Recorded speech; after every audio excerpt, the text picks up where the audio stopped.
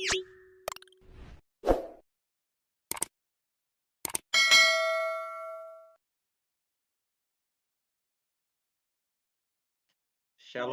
puji nama Tuhan. Eh, Pada kesempatan ini kita patut bersyukur kepada Tuhan kita Yesus Kristus karena atas kebaikannya bagi kita boleh diberi kesempatan untuk melakukan segala sesuatu di muka bumi ini. Dan puji nama Tuhan, pada kesempatan ini saya akan membagikan renungan singkat buat kita untuk kita sama-sama belajar pada kesempatan ini. Dan kita langsung saja membuka Alkitab kita di dalam kitab Wahyu pasal yang kedua, ayat yang ke-8 hingga ayat yang ke-11. Wahyu pasal yang kedua, ayat 8 hingga ayat yang ke-11. Demikianlah firman Tuhan di bawah tema atau perikop kepada jemaat di Smyrna. Dan tuliskanlah kepada malaikat jemaat di Smyrna, inilah firman yang dari awal dan yang akhir, yang telah mati dan hidup kembali. Aku tahu kesusahanmu dan kemiskinanmu, namun engkau kaya, dan fitnah mereka yang menyebut dirinya orang Yahudi, tetapi yang sebenarnya tidak demikian. Sebaliknya mereka adalah jemaah iblis. Jangan takut terhadap apa yang harus engkau derita. Sesungguhnya iblis akan melemparkan beberapa orang dari antaramu ke dalam penjara supaya kamu dicobai, dan kamu akan beroleh kesusahan selama 10 hari. Hendaklah engkau setia sampai mati, dan aku akan mengaruniakan kepadamu mahkota kehidupan. Siapa bertelinga, hendaklah ia mendengarkan apa yang dikatakan Roh kepada jemaat-jemaat. Barang siapa menang, ia tidak akan menderita apa-apa oleh kematian yang kedua. Nah, saudara-saudara yang saya kasihi di dalam nama Tuhan Yesus Kristus, pada kesempatan ini kita akan sama-sama belajar dari firman Tuhan, dan saya berikan satu tema melalui ayat-ayat ini, yaitu kesetiaan sampai akhir. Nah, ketika kita berbicara tentang kesetiaan, maka kesetiaan adalah kata yang sangat indah, tetapi juga berat untuk kita jalani dalam hidup kita. Nah, di mana bahwa dunia hari ini lebih mencintai hal-hal yang cepat daripada hal-hal yang bertahan lama. Nah, ketika kita terbiasa dengan budaya instan seperti makanan yang cepat saji, hubungan cepat selesai, dan komitmen yang cepat pudar. Nah, banyak orang yang sanggup memulai sesuatu dengan semangat tinggi, akan tetapi tidak banyak yang sanggup untuk menyelesaikannya dengan kesetiaan. Disinilah kita melihat titik awal bahwa di tengah dunia yang penuh dengan perubahan ini, maka Allah tidak hanya mencari orang yang sekedar berapi-api di awal, tetapi Allah mencari orang-orang yang tetap semangat, tetap setia sampai kepada akhir hidup mereka. Nah, Ia mencari orang yang tidak hanya memulai perjalanan iman hanya dengan secepatnya, tetapi dia harus menuntaskan setiap tugas dan tanggung jawabnya dengan keteguhan hati. Di sini kita perhatikan bahwa ketika Rasul Yohanes melalui inspirasi Roh Kudus, ia menulis surat-surat kepada ketujuh jemaat, dan salah satunya adalah jemaat-jemaat di Smyrna. Nah, ia berbicara kepada gereja bahwa yang sedang pada saat itu mereka mengalami berbagai penganiayaan yang sangat hebat, di mana mereka bukan jemaat yang hanya hidup nyaman, tetapi jemaat yang hidupnya dikelilingi oleh berbagai penderitaan. Nah, dari sini kita melihat bahwa kota Smyrna adalah salah satu pusat perdagangan, dan juga selain daripada pusat perdagangan, di sana juga terdapat penyembahan yang sangat menyimpang dari kebenaran, yaitu bagaimana orang-orang atau masyarakat yang ada pada saat itu mereka menyembah kepada kekaisaran Romawi pada saat itu.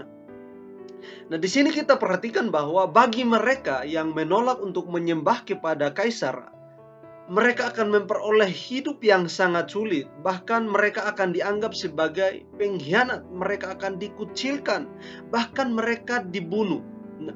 Namun di tengah situasi ini, Rasul Yohanes melalui inspirasi Roh Kudus, ia dengan nada yang lembut, dia berkata kepada jemaat-jemaat yang ada di Smyrna bahwa di ayat 9 dia berkata bahwa aku tahu penderitaan dan kemiskinanmu, namun engkau kaya. Nah, di sini kita perhatikan bahwa jemaat di Smyrna adalah gereja yang sangat-sangat mengalami penderitaan, tetapi juga gereja yang telah menang karena mereka setia di dalam iman mereka kepada Kristus. Mungkin mereka miskin mungkin secara ekonomi, tetapi mereka kaya secara rohani. Nah, mungkin mereka kehilangan banyak hal, tetapi tidak kehilangan iman mereka kepada. Mereka mungkin tidak memiliki kuasa di dunia, tetapi mereka memiliki kuasa di sorga karena mereka tetap memiliki kesetiaan.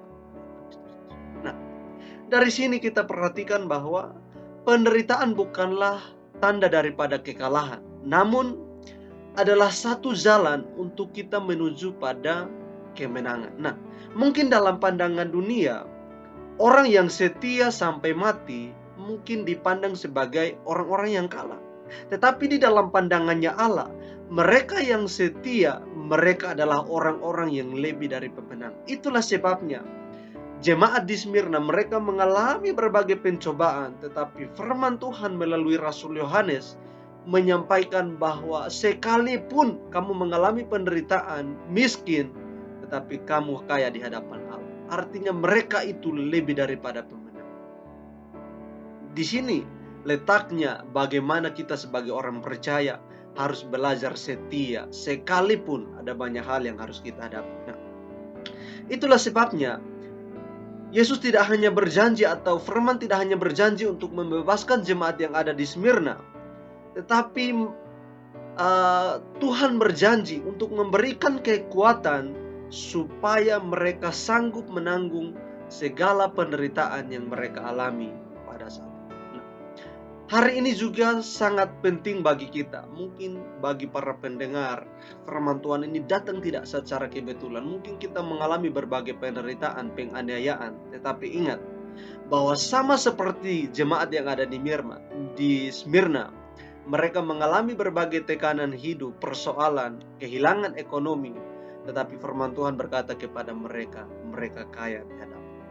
Dan hari ini kita juga mengalami kekayaan di hadapan Tuhan, karena kita adalah orang-orang yang setia. Nah, saudara-saudara yang dikasihi oleh Tuhan, pada kesempatan ini melalui tema yang saya kasih tentang kesetiaan sampai akhir, maka beberapa poin yang akan saya bagikan untuk kita semua, yaitu bahwa yang pertama kita akan belajar bahwa poin pertama kita pada kesempatan ini adalah iman yang tetap teguh di tengah penderitaan. Nah, dalam pesan Kristus kepada jemaat yang ada di Smyrna, kita menemukan sebuah gambaran yang sangat luar biasa bagaimana iman tidak hancur di bawah tekanan penderitaan, tetapi mereka memiliki kemenangan yang sejati di dalam Kristus Yesus. Nah, kita perhatikan di sini Yohanes dia membuka suratnya atau menulis suratnya dengan mengatakan di dalam ayat 8 bahwa inilah firman yang awal dan yang akhir dan yang telah mati dan hidup kembali. Nah, di sini kita perhatikan bahwa ungkapan ini bukan hanya sekedar pembukaan yang formal biasa-biasa saja, melainkan sebuah pernyataan identitas yang menggambarkan keagungan dan otoritas Kristus atas kehidupan dan kematian. Di sini kita perhatikan bahwa ia memperkenalkan dirinya sebagai yang awal dan yang akhir. Artinya suatu gelar yang menegaskan bahwa Yesus adalah Allah yang sejati. Dia ada sejak kekekalan dan bahkan sampai kekekalan. Dia ada sejak kekekalan sampai kepada kekekalan. Artinya tidak ada batas waktu. Nah, yang menekankan bahwa Yesus adalah Alfa dan Omega sebagai sumber dari tujuan segala sesuatu yang ada di muka bumi.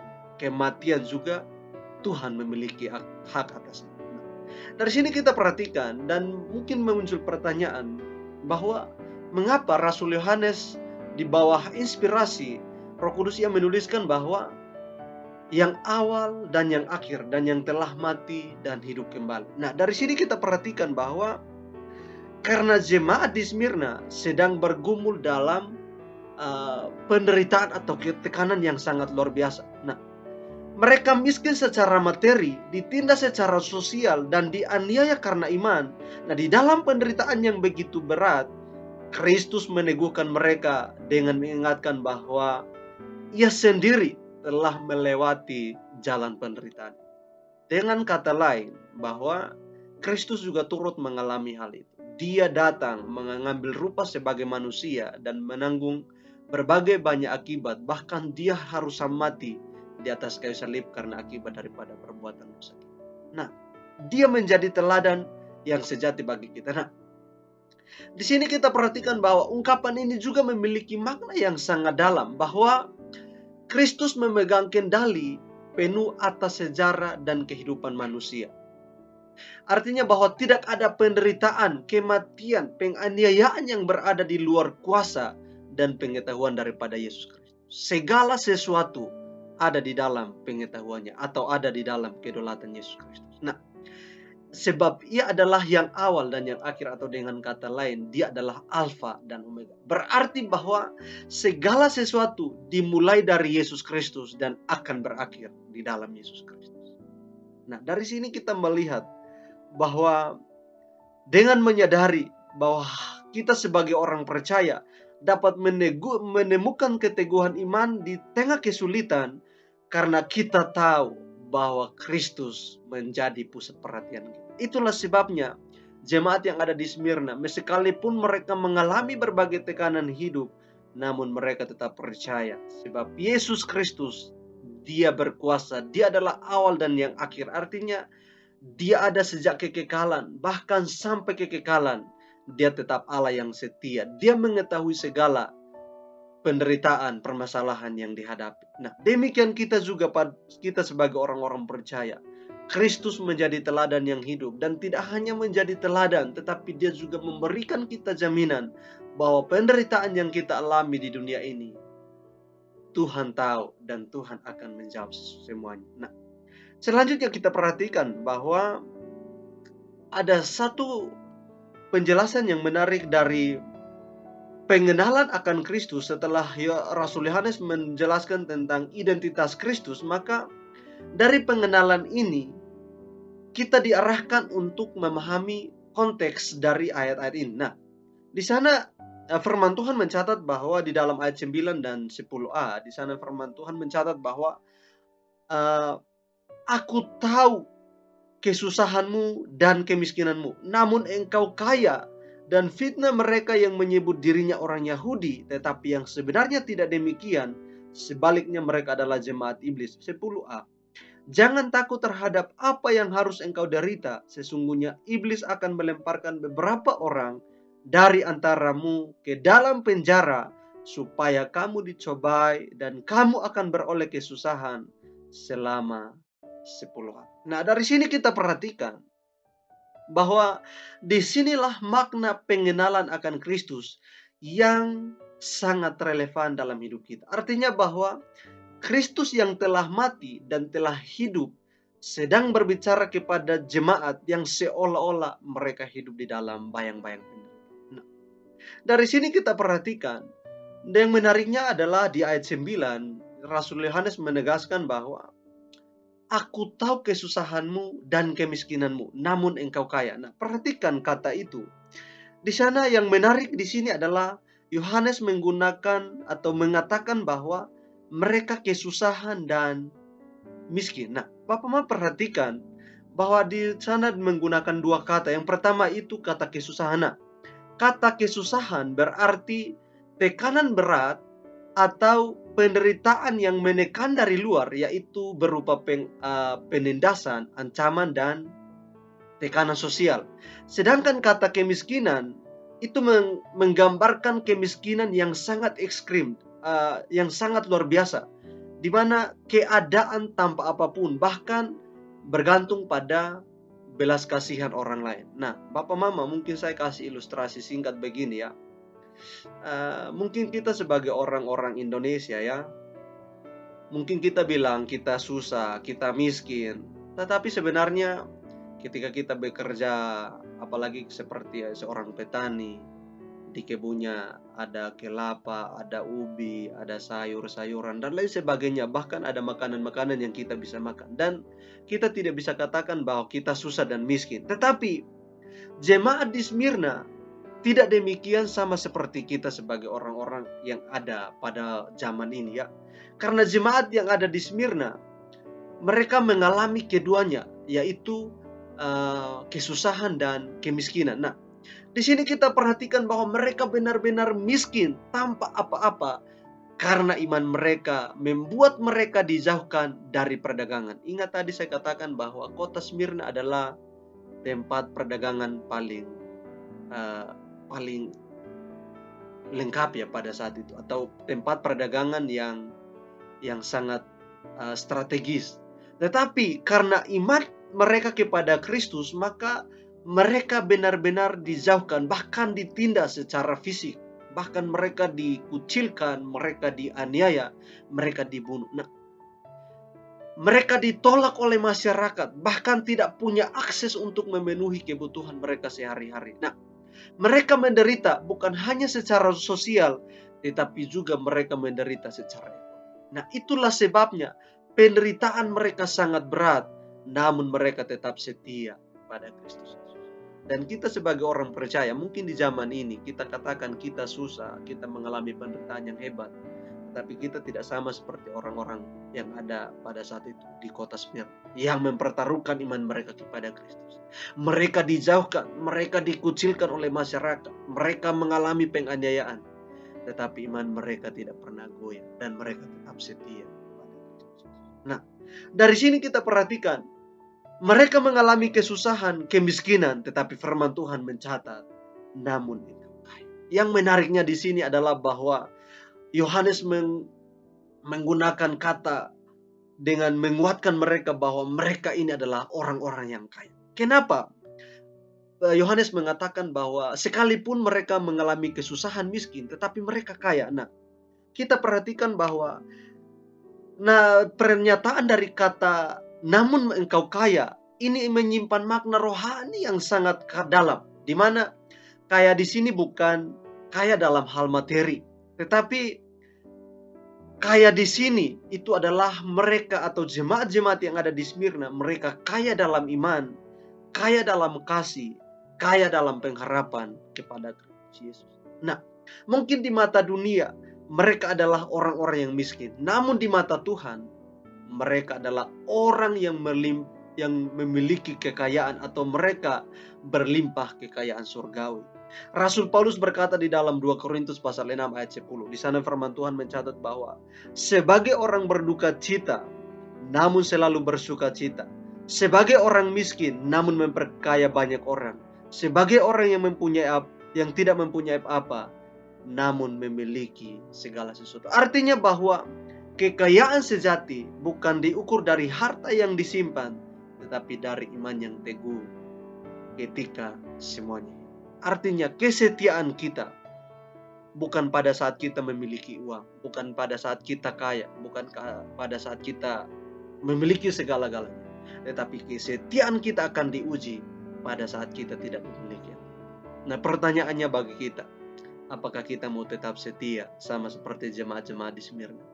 Sekalipun banyak penindasan yang mereka alami, namun iman mereka kepada Kristus tidak pernah pudar. Mereka tetap setia karena mereka menyadari bahwa keselamatan hanya ada di dalam Kristus Yesus. Itulah sebabnya dalam Filipi pasal 1 ayat yang ke-29, di sana Paulus berkata bahwa iman kita dikaruniakan bukan hanya percaya, tetapi juga menderita untuk Kristus. Artinya iman kita dikaruniakan tidak hanya sekedar percaya dengan mulut kita, tetapi ada tindakan, ada action untuk kita melakukan.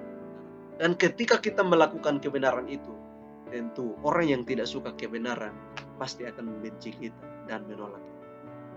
Dari sinilah kita belajar bahwa iman yang teguh, kesetiaan kita harus nyata di dalam Kristus Yesus. Nah, yang selanjutnya, poin yang kedua untuk kita belajar pada kesempatan ini adalah bahwa tetap setia meskipun harus menghadapi kematian. Di dalam ayat 10 bagian B, di sana Yohanes mengatakan bahwa hendaklah engkau setia sampai mati dan aku akan mengaruniakan kepadamu mahkota kehidupan. Nah, dari sini kita perhatikan bahwa dalam bagian kedua ini pesan daripada Rasul Yohanes kepada jemaat-jemaat yang ada di Smyrna bahwa hendaklah engkau setia sampai mati dan aku akan mengaruniakan kepadamu mahkota kehidupan. Nah, perhatikan bahwa kalimat ini tidak hanya sekedar kalimat nasihat yang biasa atau nasihat moral, tetapi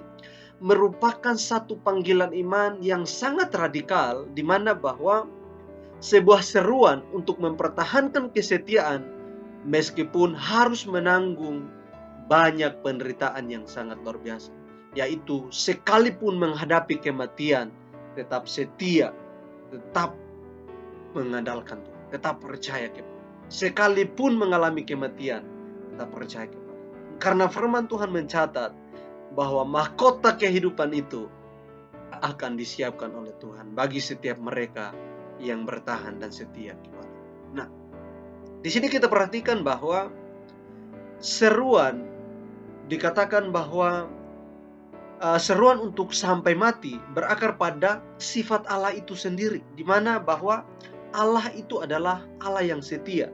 Coba kita perhatikan di dalam 2 Timotius pasal yang kedua ayat 13. Di sana firman Tuhan mencatat bahwa jika kita tidak setia, dia tetap setia karena dia tidak dapat menyangkal dirinya. Artinya kesetiaan itu adalah sifat Allah itu sendiri. Nah, ketika kita menyadari bahwa kesetiaan itu adalah sifat daripada Allah itu sendiri, seharusnya itu membuat kita, mendorong kita untuk memiliki kesetiaan sama seperti Allah yang tetap setia. Amin, Bapak Mama. Nah, dari sini kita perhatikan bahwa dalam konteks jemaat di Smyrna, kita perhatikan bahwa dalam konteks jemaat di Smyrna pada saat itu, ini sangat besar bagi kita. Nah, mereka hidup di bawah pengancaman, di dalam penganiayaan. Mereka hidup dalam penganiayaan yang sangat hebat, tetapi mereka tetap setia sampai akhir hidup mereka. Nah, selanjutnya kita perhatikan poin yang ketiga adalah bahwa ada upah kekal bagi mereka yang bertahan sampai pada akhir.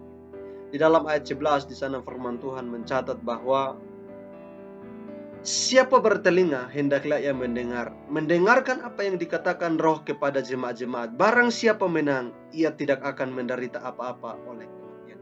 Artinya bahwa kesetiaan kita yang bertahan dalam penderitaan, penganiayaan, akan memperoleh keselamatan yang kekal di dalam kerajaan surga. Karena ingat tadi poin kita bahwa Allah menyediakan mahkota yang kekal di dalam kerajaan surga. Nah, saudara-saudara yang dikasihi oleh Tuhan, barang siapa bertelinga, hendaklah ia mendengar. Ini adalah pesan yang sangat luar biasa. Kita harus lebih banyak mendengar daripada kita berkata. Di dalam Yakobus pasal 1 ayat 19 di sana firman Tuhan mencatat bahwa, hai saudara-saudara yang kekasih, ingatlah hal ini. Setiap orang hendaklah cepat untuk mendengar, tetapi lambat untuk berkata-kata, dan juga lambat untuk. Artinya bahwa mendengar adalah sebuah respon yang harus kita benar-benar fokus. Artinya mendengar tidak hanya sekedar kita mendengar, tetapi kita mendengar dan merenungkan. Nah, Yakobus mengatakan bahwa lebih baik mendengar daripada kita berkata. Itulah sebabnya ya Yohanes menegaskan bahwa kita harus lebih mendengarkan tentang firman Tuhan, mendengarkan tentang ajaran Tuhan, ketimbang kita berkata. Dan yang terakhir bahwa Yohanes menutup dengan satu bagian yang sangat penting adalah bahwa kita ini adalah orang-orang yang berkemenangan. Kita yang setia, kita akan memperoleh kemenangan. Itulah sebabnya mari kita sebagai orang-orang percaya, kita menyadari bahwa mungkin di dalam dunia ini kita mengalami berbagai penderitaan yang hebat. Mungkin kita mengalami penganiayaan yang hebat, tetapi ingat dan percayalah kepada Tuhan. Ada kemenangan yang terbesar yang disediakan oleh Tuhan. Itulah sebabnya mari kita tetap setia sampai kepada akhir hidup kita. Sama seperti jemaat yang ada di Smyrna. Sekalipun ada banyak hal, sekalipun mereka hidup dalam penderitaan, namun iman mereka kepada Kristus tidak pernah tergoyahkan. Bahkan firman Tuhan memuji mereka dengan mengatakan, kamu adalah orang-orang yang kaya sekalipun berada dalam penindasan, karena kesetiaan mereka kepada Kristus Yesus. Nah, sebagai pesan terakhir, pertanyaan untuk kita semua adalah bahwa seberapakah kita setia untuk mengiring Tuhan? Mari kita tetap mengiring Tuhan. Sekalipun penderitaan, kesusahan yang harus kita alami, tetap percaya kepada Kristus. Bahwa di dalam Dia ada kemenangan yang besar. Sebab ingat, Dia adalah awal yang akhir, Alfa dan Omega. Artinya, Dia mengetahui segala sesuatu. Dia mengetahui penderitaan kita, mengetahui kesusahan kita, mengetahui kemiskinan kita. Dia tahu semuanya. Tetapi hanya satu yang Dia minta dari kita adalah tetap setia di dalam iman sampai kematian kita. Puji nama Tuhan. Bapak Mama yang dikasihi, demikianlah firman Tuhan yang dapat saya sampaikan. Tuhan Yesus memberkati kita semua. Shalom.